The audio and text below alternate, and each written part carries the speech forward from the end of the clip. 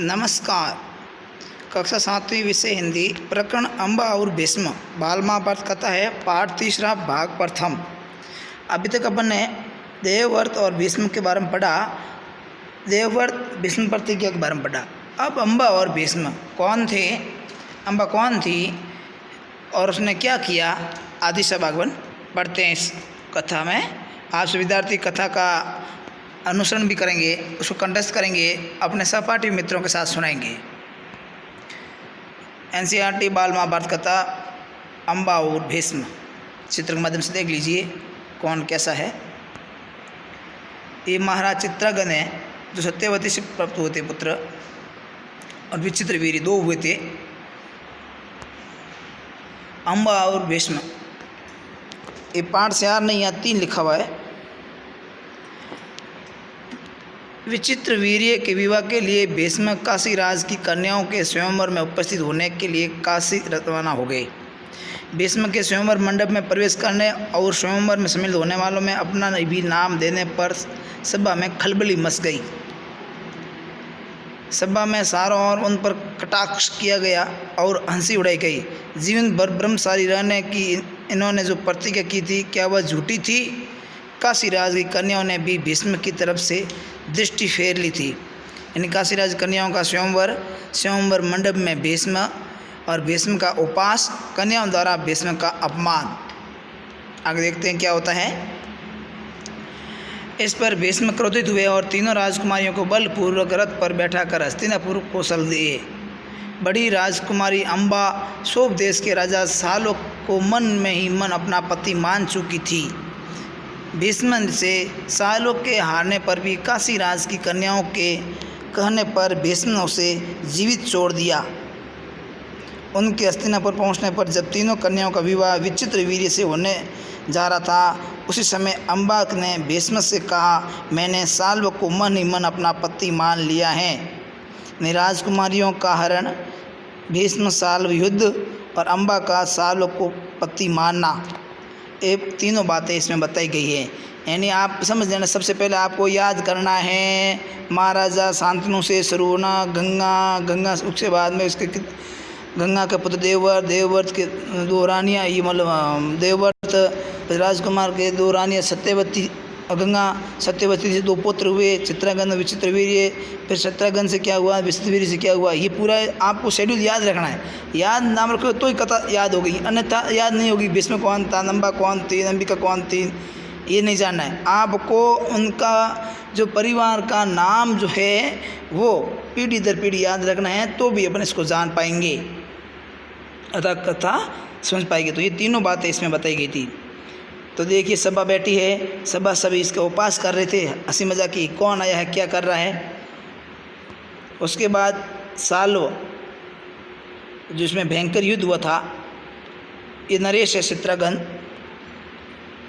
इस पर भीष्म ने उसे उचित प्रबंध के साथ सालों के पास भेज दिया और अम्बा की दोनों बहनों अंबिका और अम्बालिका का विचित्र वीर्य से विवाह कर दिया। ठीक है, विचित्र वीर्य 2 बनिए कौन थी, अंबिका और अम्बालिका।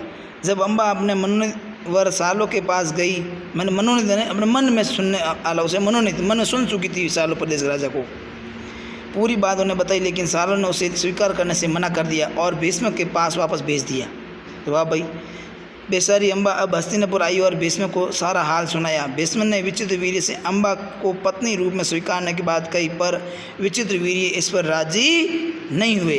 यानी भीष्म ने सालोक के पास भेजा, फिर विचित्र वीर्य द्वारा भी ठुकराना, अम्बा यानी सालों द्वारा ठुकराना, फिर हस्तिनापुर लौटाना। यानी अम्बा है वो इधर उधर ही ठुकराई जा रही है, क्योंकि अम्बा ने अपने मन ही मन पहले सालों प्रदेश के राजा को अपना पति मान लिया था, इसलिए भीष्म भी उसको नहीं रखना चाहता था।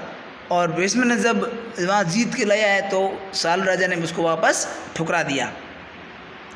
हस्तिनापुर देखिए आप, कभी मन हो तो जाएँ वहाँ हस्तिनापुर की राजनगरी देखें, कितनी शानदार नगरी वास्तव में। देखिए आप, अम्बा अंबिका अम्बिलिका तीनों बहनें स्वयंवर के लिए उपस्थित। अंबिका और अम्बालिका ये दोनों किसकी पत्नियां थी, याद करना इसका। विचित्र वीर्य परशुराम और भीष्म, उसके बाद वहाँ चले आए। उसके बाद अब इसमें परशुराम और भीष्म युद्ध होता है। ठीक है। और शिखंडी का भीष्म की मृत्यु का कारण बनता है, अम्बा का शिखंडी बनना, अर्थात मतलब अम्बा है वो शिखंडी बनती है। पढ़ते इस बार में भी परशुराम और भीष्म में कई दिनों के युद्ध के बाद भी हार जीत का निश्चित न होने पर परशुराम ने कहा, जो कुछ मेरे वश में था कर चुका, अब तुम भीष्म की शरण चलो। अम्बा ने वन में जाकर तपोबल से स्त्री रूप छोड़कर पुरुष बन गई और अपना नाम शिखंडी रख लिया।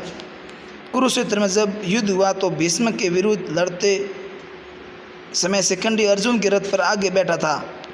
भीष्म को पता था कि शिखंडी ही अम्बा हैं, इसलिए उसने उस पर बाण नहीं चलाए और अर्जुन के बाणों से घायल होकर भीष्म के पृथ्वी पर गिरने पर अम्बा का क्रोध शांत हुआ। यानी युद्ध हुआ, परशुराम और भीष्म का युद्ध हुआ, लेकिन दोनों में कोई जीत हुई नहीं, क्यों दोनों क्या थे, ब्रह्मचारी थे, अर्थात आवाज में परशुराम ने हार मानी। फिर अम्बा का शिखंडी बनना और शिखंडी का भीष्म की मृत्यु का कारण बनना। तो देखिए साल और अम्बा, साल राजा और अम्बा उसको ठुकरा देती है, साल ठुकरा देते हैं अम्बा को। फिर देखो ये परशुराम और भीष्म का युद्ध हो रहा है, देखिए आप। फिर उस युद्ध क्षेत्र में जब भीम ने तीनों रानियों को जीत कर लिया है उस समय चित्र। फिर परशुराम भीष्म कई दिन युद्ध के बाद भी हार जीत नसीब नहीं हुआ, ये हम पढ़ लिया पीछे, अवश्य दिए मैंने। अब आते हैं शब्दार्थ।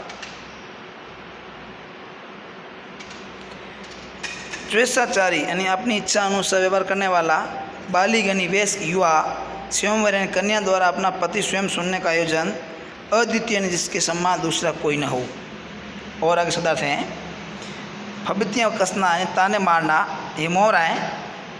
अवहेलना यानी अनादर या उपेक्षा, अनुरुक्त यानी आसक्त या मोहित, अनुरोध यानी प्रार्थना, मुताबिक यानी अनुसार, प्रतिहिंसा यानी प्रतिशोध या बदला, जितेंद्रिय यानी जिसने इंद्रियों को जीत लिया हो। ये एक वाक्य के लिए एक शब्द है। अब आते हैं प्रश्नोत्तर। बहुत प्रश्न है। सत्यवती के पुत्र चित्रांगन की मृत्यु का क्या कारण था? उत्तर देखिए, विचित्रवीर्य हस्तिनापुर की राजगद्दी पर कब बैठा? तीसरा प्रश्न है, भीष्म ने विचित्रवीर्य के विवाह के लिए क्या किया? और चौथा है, परशुराम और भीष्म के युद्ध का क्या परिणाम हुआ? तो उत्तर बताऊँ मैं आपको क्या? चलो उत्तर बता देता हूँ। पहले क्या है, सत्यवती का पुत्र चित्रांगन स्वेच्छाचारी था, अतः गंधर्व से युद्ध करते हुए मारा गया। और मैंने बताया आपको, चित्रांगन की मृत्यु के बाद है चित्रांगन अविवाहित रहा, विवाह नहीं कर सका, युद्ध करते हुए मारा गया। उसके बाद विचित्रवीर्य, उनकी दो रानियाँ थी, अम्बा और अंबिका और अंबिका, अम्बा नहीं। अपने बड़े, दूसरा प्रश्न उत्तर है, अपने बड़े भाई चित्रांगन की मृत्यु के पश्चात विचित्रवीर्य राजगद्दी पर बैठा। तीसरा उत्तर है, विचित्रवीर्य के विवाह के लिए भीष्म ने काशी राज की कन्याओं के स्वयंवर में जाकर उनका हरण किया। फिर चौथा प्रश्न उत्तर है, परशुराम और भीष्म का युद्ध कई दिनों तक चला, लेकिन दोनों ही धनुष विद्या में पारंगत तथा दोनों ही आजन प्रभावशाली थे, अतः कोई किसी को पराजित नहीं कर सका। अतः अंत में परशुराम ने स्वयं हार मान ली। धन्यवाद विद्यार्थियों। यहाँ तक अपन अम्बा और भीष्म के बारे में पढ़ा, कल उसे आगे पढ़ेंगे।